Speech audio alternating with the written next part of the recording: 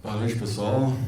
Obrigado aí pela presença de todo mundo. Parabéns ao CODESE, uma iniciativa fundamental. Tive a oportunidade de conhecer essa ideia lá no início, né? O Teodomiro estava trazendo, hoje o Elvis está fazendo essa direção aí de forma extremamente bacana e a gente está aqui realmente para pensar o futuro da nossa cidade. E conforme eu acabei cedendo o espaço aqui, gente, o Douglas passa na frente, mas a gente sabe que essa questão do morador de rua é uma questão que precisa ser, de fato, abordada de frente. E eu, de início aqui, já parabenizo o trabalho feito pela equipe do Canto da Rua, na época Canto da Rua Emergencial, né? No nome da senhora Cristina Bove. Tive a oportunidade de conhecê-la lá, justamente naquelas semanas que ia se fechar o Canto da Rua, né, senhora Cristina?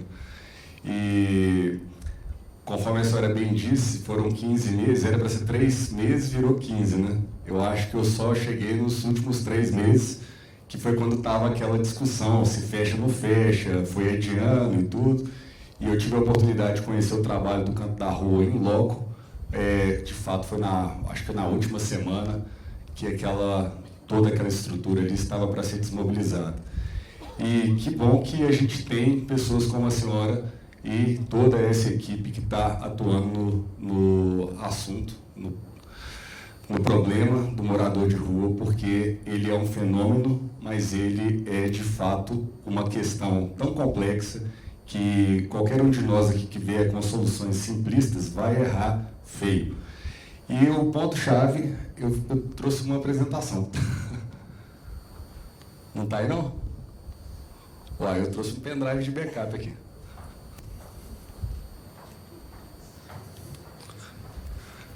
Gente, eu fiquei aqui horas esperando, se tivesse me falado antes, estava resolvido. Mas eu vou tocando antes sem o slide.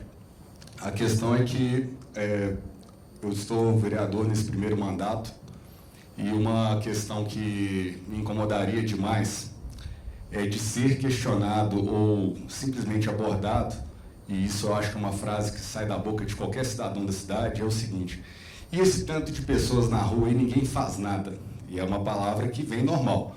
Eu acho que qualquer um que está nessa sala aqui já pensou dessa forma. E ninguém faz nada. Eu falei, poxa, eu sou vereador agora, nós temos que fazer alguma coisa, né? É muito fácil de você transitar em Belo Horizonte e perceber isso, né? Região central, ali nos viadutos da Lagoinha, mas na verdade em todas as regionais. A gente tem, de forma visível, a questão das pessoas vivendo em locais que não era para se viver, porque rua não é lugar de morar.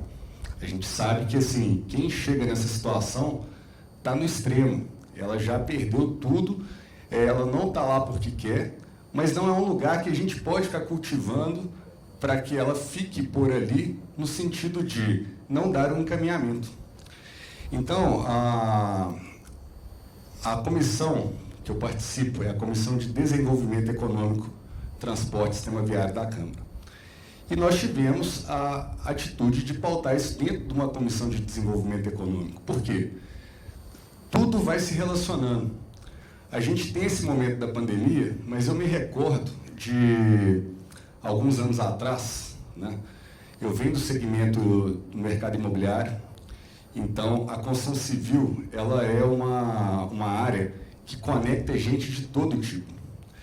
Desde um servente que não tem um pingo de qualificação acadêmica, né? Às vezes ele não terminou nem a 4ª série do primário, até um mega capitalista que está fazendo contas milionárias de investimento, olhando para outros mercados, está todo mundo lá nessa cadeia produtiva. Então, a construção civil conecta muita gente. Participei de várias incorporações, eu sou professor também, dou aula no curso de Engenharia Civil da UniBH, e aí, percebendo essa ilusão que tinha sido criada no país, né, que até a Copa do Mundo, lá atrás que eu estou falando, gente, Copa do Mundo de 2014, tudo estava ótimo. Mas, de 2015 para frente, a gente entrou num período terrível. Por quê? Várias questões macroeconômicas começaram a se movimentar e a gente foi vendo que o aumento do desemprego. E pós-aumento do desemprego, você começa a ter o fenômeno das pessoas, de fato, na rua. A gente entrou nesse período de pandemia já com resquícios dessa época, mas a pandemia acentuou mais ainda. E eu não estou aqui para ficar criando polêmicas, porque, às vezes, nesse campo da política, quando você coloca uma opinião e não é o que o outro quer ouvir, as pessoas fecham os ouvidos para tentar, justamente, de forma coletiva, construir uma boa solução. Todo mundo, às vezes, quer se julgar dono da verdade. E eu estou longe de passar por esse lado, porque a primeira coisa que a gente começou a trabalhar, o passador está aqui, né? Foi justamente que alguma coisa tinha que ser feita. E o problema do morador de rua, ele é um problema super complexo, porque atrás de cada pessoa tem uma história. Atrás de cada situação, você deveria ter um encaminhamento diferenciado. Então, quando você pensa de uma forma muito genérica, você vai errar.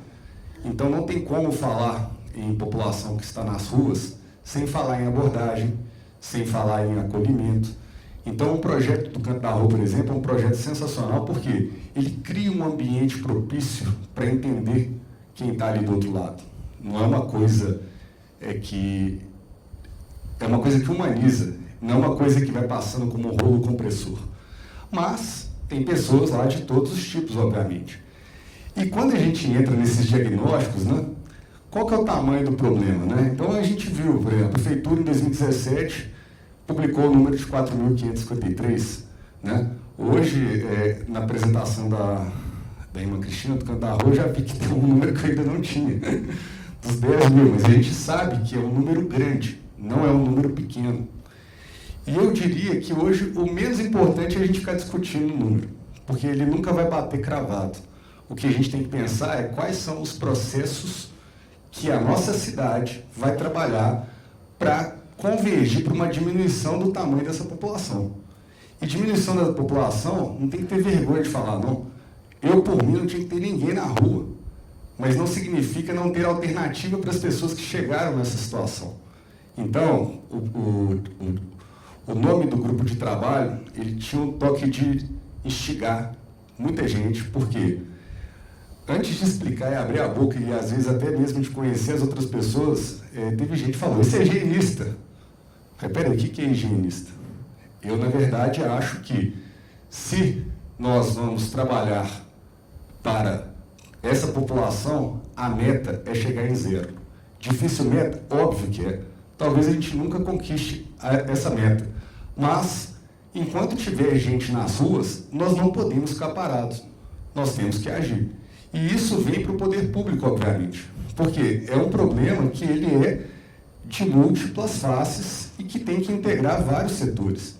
Não vai ter uma pessoa só que vai agir que vai dar certo. Iniciativa privada, por exemplo, ela tem que entrar em campo? Tem. Mas a gente tem um paradoxo, por exemplo. Quanto menos visível está o cidadão nessa situação, às vezes as pessoas podem ter a sensação de que o problema está resolvido, né? Nesse meio do caminho, eu tive a oportunidade de ir conhecendo muita coisa que eu não conhecia antes. Por quê? A primeira coisa, quando você vai trabalhar um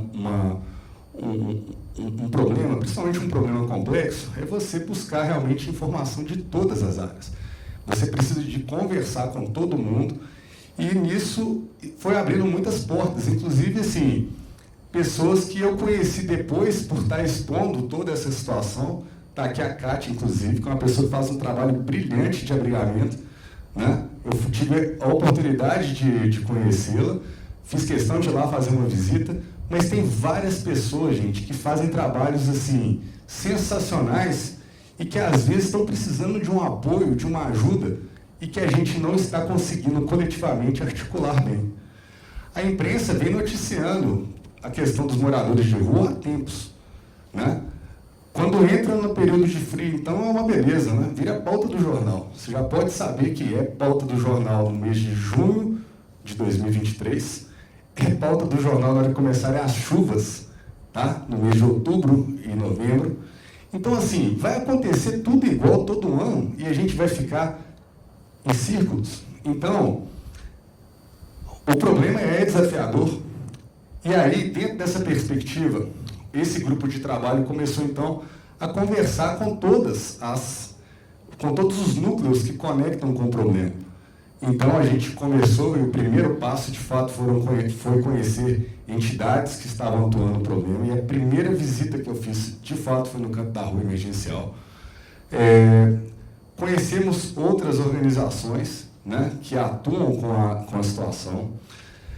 Tínhamos que conversar com a área da saúde, né, o sistema de saúde, e aí entra também até a questão dos CERSANs, os centros de saúde em si. Infelizmente, no início do trabalho, que foi em julho do ano passado, que tudo começou, a gente, por causa de política, em vez de a gente ter um diálogo intenso, existiam muitos obstáculos, né, para que esse diálogo acontecesse de uma forma mais sistemática. Eu acredito que agora a gente está num excelente momento da nossa cidade, né? Está aqui o secretário de governo, subsecretário Leonardo de Castro, mas eu falo porque o prefeito Fuad falou uma frase que eu achei sensacional no dia da posse. Falou, olha, esse problema tem em todos os lugares do mundo, mas o problema de Belo Horizonte ele é diferente, porque ele é o nosso problema. Então nós temos que trabalhar realmente para ser caso de sucesso. O Canto da Rua é um caso de sucesso, eu tenho certeza que vai passar pouco tempo e ele vai ser colocado para funcionar em grandes centros urbanos do país. Vai vir gente de muito lugar aqui para perguntar para a senhora Cristina, como é que vocês estão fazendo? O Maurício, que eu sei que cuida da... Perdi o Maurício de vista. Acho que já foi embora, né? Maurício fazendo marketing lá, ele vai pegar e conectar com um monte de gente. E aí vem quando a gente fala tudo, é tudo, né? A gente tem que falar dos albergues, tem que falar dos abrigos, a gente tem que conversar com a Polícia Civil, com a Polícia Militar, tem que conversar com a Guarda Municipal, tem que falar do restaurante popular, a gente tem que falar com as associações de moradores e de comerciantes. Vai lá na Associação de Comerciantes do Centro e pergunta o que eles acham disso. Vai lá no Barro Preto e pergunta o que eles acham disso. A gente não pode sair isolando as pessoas achando que só tem um lado certo. Existem várias situações que a gente tem que contemplar. Chamamos a Defensoria Pública também, o Ministério Público, falamos com as comunidades terapêuticas, enfim. De 30 em 30 dias, uma vez por mês, nós organizamos audiências públicas sobre a questão. Então, foi um trabalho muito intenso de ouvir, né? E, a partir daí, então, a gente, a partir dessas conversas e conhecendo cada vez mais a fundo a situação do problema, a gente tem que começar a decompor algumas ações. A maior parte das ações, ela está vinculada a Poder Executivo, à Prefeitura de Belo Horizonte. Então, a gente às vezes sai muito entusiasmado, tipo, tinha que fazer isso, tinha que fazer aquilo. Nós temos que, por meio do CODESE, por exemplo, começar a entender para onde que a gente está indo, né? Será que um instrumento só, como o Canto da Rua, vai conseguir resolver o nosso problema do tamanho que ele está? Será que a gente distribuir melhor as ações pode gerar mais perspectiva de solução? Quanto que a gente quer processar, né, de colocar essas pessoas num caminho de dignidade? E ontem, numa das palestras aqui, foi muito importante o que o senhor lá de Maringá falou. A parte de assistência, ela depende de uma economia pujante. A economia é retroalimento social. Agora, o social dificilmente roda se você não tiver uma economia. Porque na hora que começa a ficar tudo apertado para todo mundo, some o patrocínio, as pessoas param de doar, né? As ações de caridade diminuem. Então, é fundamental a gente perceber no prisma do desenvolvimento econômico que essa roda toda tem que girar. Então, aqui eu trouxe algumas fotos de visita em albergue, nós fomos, todos eles fomos muito bem recebidos. Eu venho da linha empresarial, mas tenho o prazer de estar conversando com meus colegas de parlamento que estão em outras correntes ideológicas, porque não é hora de excluir ninguém, é hora da gente, na verdade, juntar esforços em prol de de um encaminhamento de uma solução. E nós demos um passo, que é o projeto de lei 340, que começou a tramitar agora. É um projeto que institui a política municipal intersetorial para atendimento à população em situação de rua de Belo Horizonte. E, somado a isso, nós fizemos 10 indicações ao Executivo. Então, por que isso tudo, né? A gente tem que começar a preparar alguns caminhos. Trazer a política intersetorial para o foco da discussão é fundamental. E é isso que vai acontecer na Câmara a partir de agora. É um projeto que ainda não passou nem da primeira comissão, mas vai receber certamente contribuição de diversos parlamentares e, no decorrer desse andamento também, certamente, contribuições da sociedade. Qual que é o ponto-chave, né? É que a gente precisa de criar o engajamento de todo mundo em prol de criar a solução. Eu não gostaria da gente ficar polarizando problemas e esquecendo que, na verdade, tem uma pessoa ali que precisa de uma ação rápida. E eu acredito muito que a gente vai dar dignidade para a nossa população como um todo, dando trabalho e renda para que todos possam andar com as próprias pernas.